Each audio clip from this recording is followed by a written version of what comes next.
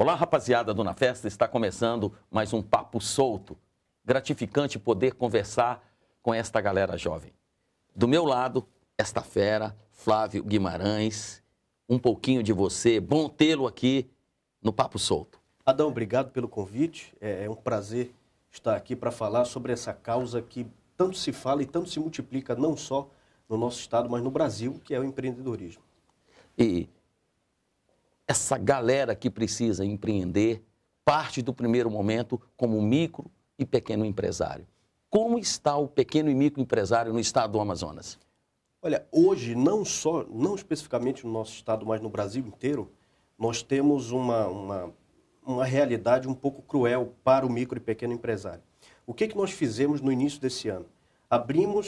Montamos um grupo de jovens empresários, microempresários, médios e alguns grandes, e nós estamos agora estudando a possibilidade de criar ou uma associação específica para essa classe, para poder trabalhar e fomentar essa coisa da política pública, dos projetos, das ideias, das sugestões para a classe política, enfim.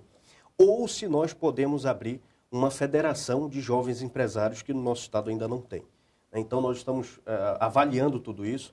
Nós vemos que hoje o micro e pequeno empresário sofre muito com as cargas tributárias, né, que são muitas, acabam sendo muitas, e isso impossibilita que eles possam ir a outros estados, possam fazer novos investimentos, possam ter novos colaboradores, novas ideias, enfim.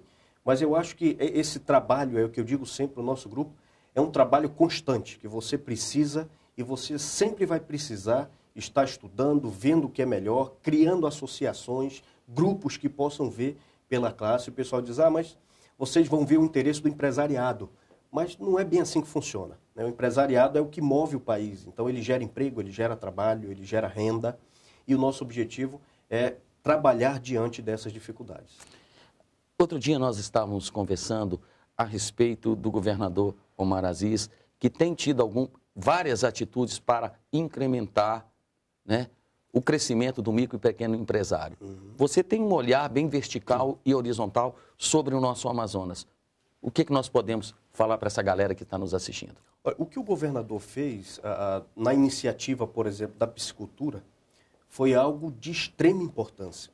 Se nós pararmos para analisar, recentemente eu fiz um estudo, né, para ver de onde vinham os nossos peixes. E eu constatei que pelo menos 75% do peixe que o amazonense come na sua mesa é de outro estado. Não é nosso. Né? E nós temos o rio aqui no meio da nossa cidade. Né? Então, aqui do lado, quer dizer. Então, você vai hoje, por exemplo, com o Caboclo Ribeirinho e pergunta para ele, por que você não faz um tanque de peixe? Ele diz, isso aqui dá muito trabalho, não dá para fazer, é muita dor de cabeça, não é? Então, esse incentivo que foi dado especificamente para a área de piscicultura, que eu conheço bem essa ideia, né, porque conheci e li sobre esse projeto, é algo fundamental. É algo que eu digo para o pessoal o boi do Amazonas? Sim, é o que eu digo para o pessoal. O que o brasileiro precisa é, às vezes, de um empurrãozinho. Às vezes ele até pensa em fazer, ele até quer fazer, mas ele fica, puxa vida, para onde eu vou? Né? Quem pode me apoiar? E essas iniciativas, por exemplo, da criação de peixes, é algo fundamental.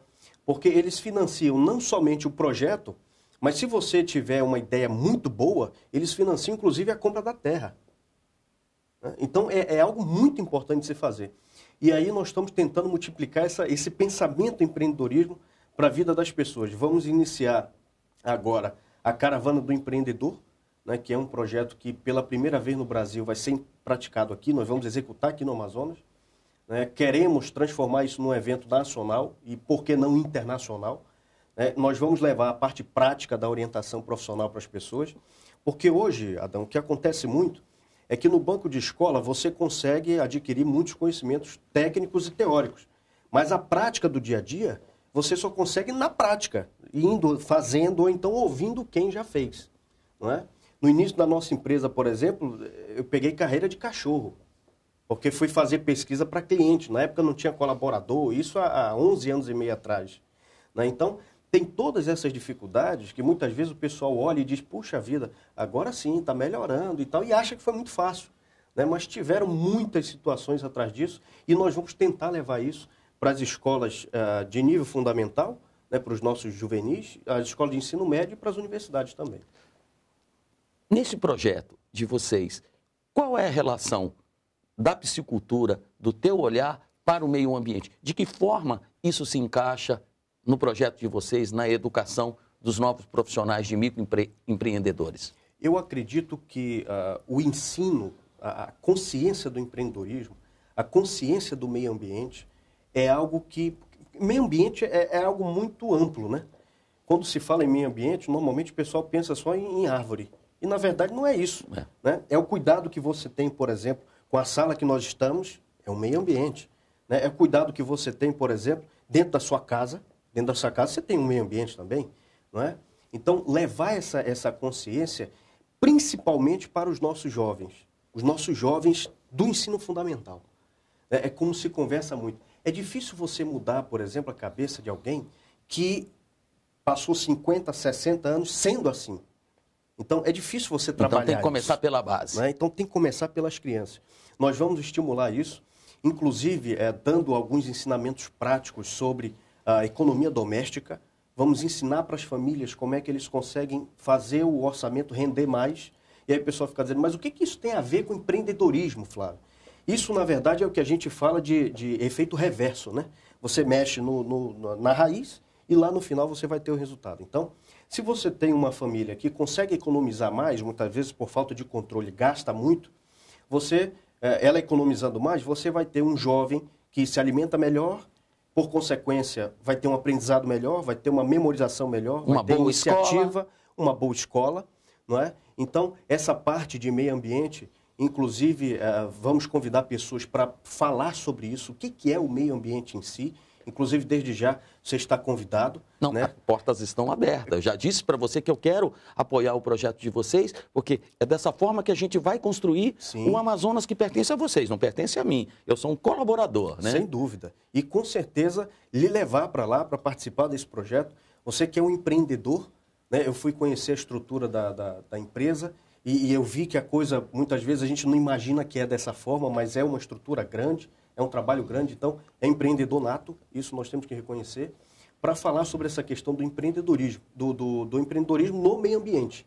Porque empreendedorismo você tem, como eu falei ainda há pouco, você tem várias coisas. Então, como é que você pode ser empreendedor no meio ambiente? Como é que você pode criar uma iniciativa para daqui a pouco você até poder ganhar dinheiro com isso? Verdade. Então, vai ter muita coisa boa para a gente fazer, sem dúvida. Agora, há tempos nós conversávamos, eu tive a oportunidade de ver você falando no programa de televisão da UFAM, Universidade Federal do Amazonas, onde nós falamos sobre a bolha. Sim. Nós estamos voltando para um assunto muito importante da atualidade, que é a bolha imobiliária, o nosso Amazonas.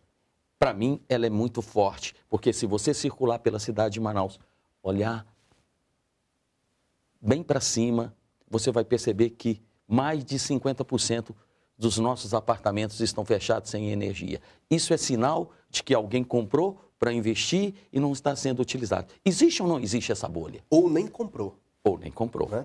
Há um ano atrás, eu estive numa mesa redonda de discussão com alguns engenheiros, alguns especialistas da área de engenharia civil, e eu falei isso. Eu disse, olha, no máximo mais 2 anos, nós vamos passar pela pior crise de bolha imobiliária do Brasil. E eles não acreditaram. Né? E um dia desse eu encontrei com um deles e eu disse, olha, eu não falei? Né? Mas por quê? Porque você vê a realidade, por exemplo, hoje com o valor de um apartamento que você compra aqui, Adão, e você vai para Rondônia, você compra 2 casas. Uau. E olha que Rondônia é um estado que está crescendo também. Né? Não é só Manaus que está crescendo. Aí o pessoal diz, sim, mas Manaus tem o apelo amazônico e tudo, e tá. Mas você precisa... Tá, tem apelo amazônico, é uma região muito rica, sem dúvida, sempre foi. Claro. Né? Mas você precisa estudar uma coisa que, no comportamento humano e na administração, nós falamos de ambiente construído. Você tem um ambiente construído que vai possibilitar, ou um ambiente construído que já possibilitou ou possibilita esse povo a ter condição de pagar, não é? Sim, tem riqueza, tranquilo. Mas a renda do pessoal é suficiente para isso? Então, hoje você vê, por exemplo, só claro, interrompendo rapidamente, um apartamento de 69 metros quadrados a quase R$500 mil aqui em Manaus. precisa de ter um emprego contínuo para sustentar. Não é? Quer dizer, você começa a analisar, com R$500 mil, você compra 2 mansões nos Estados Unidos. Gostaria de continuar batendo papo com você, porque é super importante para a cidade de Manaus, é super importante para mim, para essa galera jovem que está nos assistindo através do AmazonSat. Infelizmente, estamos chegando aqui ao finalzinho da nossa entrevista. Quero agradecer ao governo do estado do Amazonas, Prefeitura Municipal de Manaus, quero agradecer Sapataria Classe, olha esse sapato lindo, olha, VR que está vestindo o tio Adão, Sei Castro, todo mundo que nos ajuda a construir este programa de televisão, e deixo a sua despedida aí com essas feras que nos assistem, pelo querido AmazonSat. Eu acho que para se despedir nós precisamos deixar uma mensagem para a juventude amazonense. Se envolvam. Se envolvam porque vocês não são o futuro, vocês são o presente. Nós somos o presente. Então, nos desespera muito ver alguns casos, por exemplo, de alguns jovens que não se envolvem, que falam, poxa, mas para que eu vou fazer isso? Para que eu vou para uma palestra? Para que eu vou para um workshop? E às vezes nós ficamos pensando, puxa, o que serão das organizações se nós tivermos jovens assim? Não é? Então, se envolvam. A Caravana do Empreendedor é um projeto inovador. Nós queremos transformar isso num porte de um evento como a Semana Global de Empreendedorismo e vamos transformar, é questão de tempo.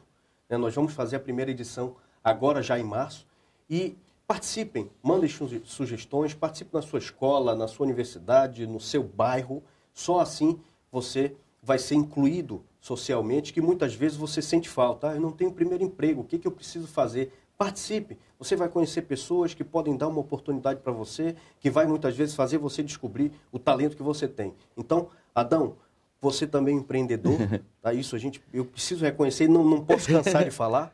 Obrigado pela oportunidade, tá? Obrigado pelo seu apoio e até a próxima. Conte conosco no que for preciso. Então vamos lá?